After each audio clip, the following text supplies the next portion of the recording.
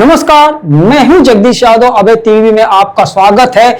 आज पश्चिम बंगाल में जो राजनीतिक परिदृश्य नजर आ रहा है उसमें भगवा आंधी के सामने तृणमूल की सरकार उखड़ती नजर आ रही है।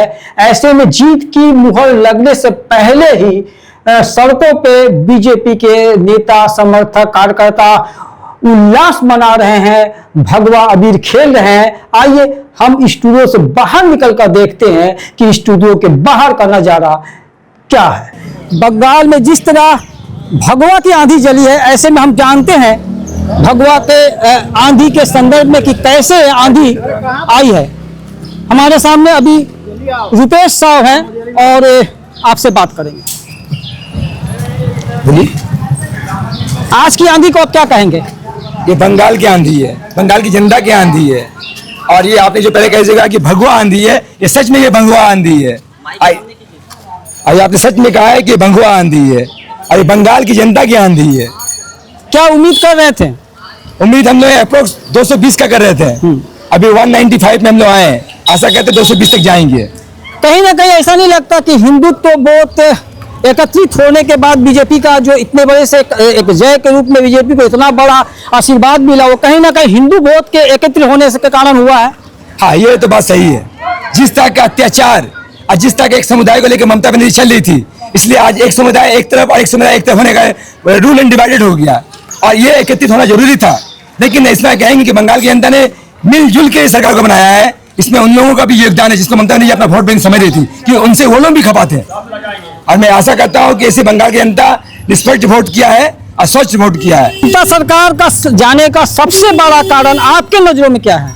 ममता सरकार का जाने का सबसे बड़ा कारण है दुर्नीति, अत्याचार, कलंकारी, भ्रष्टाचार। मैंने जितना गिना दिया उतना कम।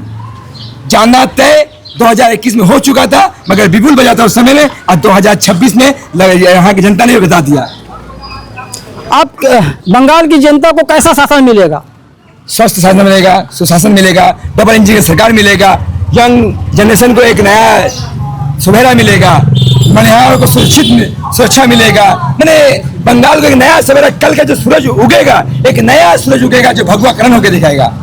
एक डर है, एक दहशत है लोगों में कि भाजपा के आने के बाद से जिस तेज मजबूती के साथ भाजपा, जिस तेज इसके साथ भाजपा आई है, ऐसे में हो सकता है कि संघर्ष हो, आपकी मारपीट हो, इस तरह का संघर्ष नहीं।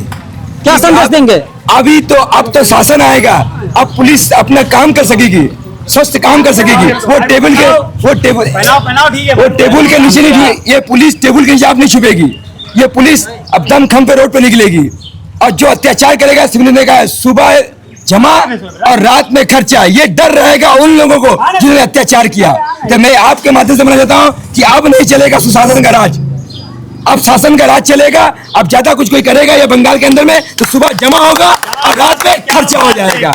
अभी तक भाजपा ने अपने मुख्यमंत्री का चेहरा सामने नहीं लाया है। भाजपा अभी तक मुख्यमंत्री के चेहरे को सामने नहीं ला पाई है। ऐसे में क्या समझ में आ रहा है कि बंगाल का मुख्यमंत्री कौन है? इसमें तो नहीं बोलूंगे, विचार हम नहीं दे सकते हैं क्योंकि ऊपर का मामला है। लेकिन बंगाल का डिमांड शुभेंदु अधिकारी जिंदाबाद, शुभेंदु अधिकारी जिंदाबाद, पब्लिक का यही डिमांड है।